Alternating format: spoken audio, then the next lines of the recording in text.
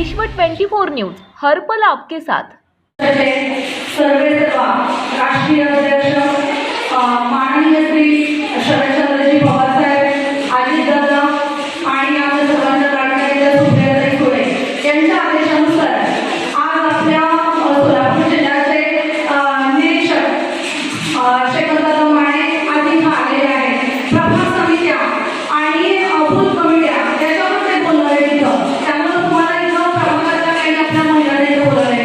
आज आमच्या इथं आलेले आमचे शहराध्यक्ष भरत जाधव साहेब, आमचे संतोष भाऊ आणि प्रभाग 21चे कर्तव्यदक्ष नगरसेवक टोपेबाईचे प्रमोद दादाजी, आमचे अमित भाई आणि इथं उपस्थित असलेले मंचावर उपस्थित असलेले सर्व पदाधिकारी। आज सगळ्यांनी इथं आधी दिवसभराचा आढावा बैठक इथं चालू झालेली आहे। प्रत्येक प्रभागामध्ये ठराविक वॉर्डामध्ये ते सगळीकडे दिवसभर चालणार आहे। तर म्हणूनच तुम्हाला शेतकऱ्यांनी प्रश्न विचारलेला आहे महिलांना, काय तक्रारी आहे तुमच्या, तसं आमच्या निरीक्षकांनी सांगितलेलं आहे। आणि मी इकडं आले, मी प्रभाग 25 मध्येच राहते आणि इथे तुमच्या ज्या अडचणी आहेत त्या माझ्या सुद्धा अडचणी आहेत, त्यामुळे मी तुम्हाला खूप चांगल्या पद्धतीने समजून घेऊ शकते। आणि हे मगून मुलांचे साहेब आहेत तिथं, तर त्यांचं काम खरंच खूप, मी त्यांची ओळख सांगणार म्हणजे त्यांच्या नावाला नाही पण त्यांच्या कामाला त्यांना ओळखते। बऱ्यापैकी जेव्हा मी इथं सर्वे करायला चालू केला तेव्हा मगून मुलांचं नाव माझ्यासमोर आलेलं आहे। कोण आहे ते? जसं मीनाक्षीताईंनी आज सांगितलं इथं की इथं बसलेल्या बऱ्याच लोकांना माहिती नाही इथले नगरसेवक आहेत कोण।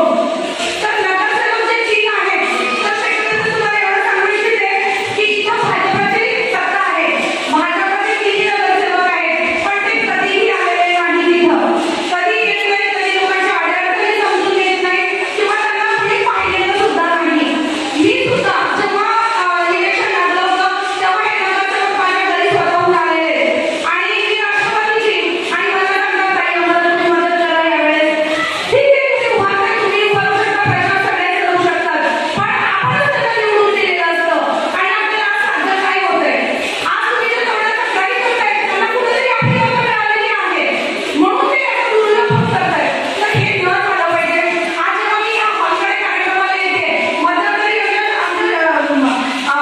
निरीक्षक साहेबांनी पण पाहिलं असेल की बऱ्यापैकी सगळे खड्डे फुटलेले, म्हणजे रस्ते फुटलेले, म्हणजे खड्ड्यात रस्ता आहे, रस्त्यात खड्डा आहे हे कळत नाहीये लोकांना। आता मला इथं आल्यानंतर मी बऱ्यापैकी इथं सगळ्यांशी बोलत होते तेव्हा हेही मला लक्षात आलं की वयोवृद्ध जे आहेत ते चालत असताना ते पडतात, ऍक्सिडेंट होतात त्यांचे इथं।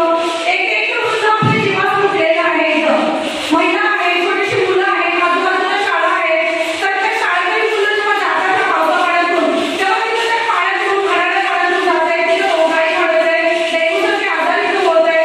हे कुठेतरी थांबवलं पाहिजे आपण, त्याच्यासाठी आपल्याला गरज आहे सत्ता परिवर्तनाची। मान्य आहे तुम्हाला? महिलांना तुम्हाला आवाज येतोय, मान्य आहे तुम्हाला?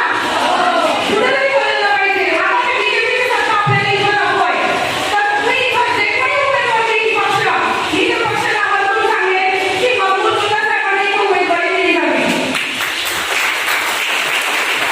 कारण नगरसेवक नसताना सुद्धा ते इथं काम करतायत। आता कोणीतरी सांगितलं की त्यांनी इथं रस्ते बुडवून वगैरे आणून टाकलं रस्त्यावर, किंवा मी मध्यंतरी हे पण ऐकलं की त्यांनी हे कागद वाटप केले, लॉकडाऊनमध्ये लोकांना अन्नधान्य वाटप केलेलं आहे, म्हणजे त्यांचं कार्य मला सगळ्यांना माहिती आहे, मला बरोबर सांगायची काही गरज नाहीये। तर असा एखादा चांगला उमेदवार आपल्या पक्षाने इथं दिला पाहिजे, असं मी आमच्या पक्ष निरीक्षकांना विनंती करते आणि माझे 2 शब्द संपवते। धन्यवाद। राज्यातील महत्त्वाच्या आणि आपल्या भागातील ताज्या बातम्या पाहण्यासाठी आजच आमच्या विश्व 24 न्यूज चॅनलला यूट्यूबवर सबस्क्राईब करा आणि बेल आयकॉन प्रेस करा।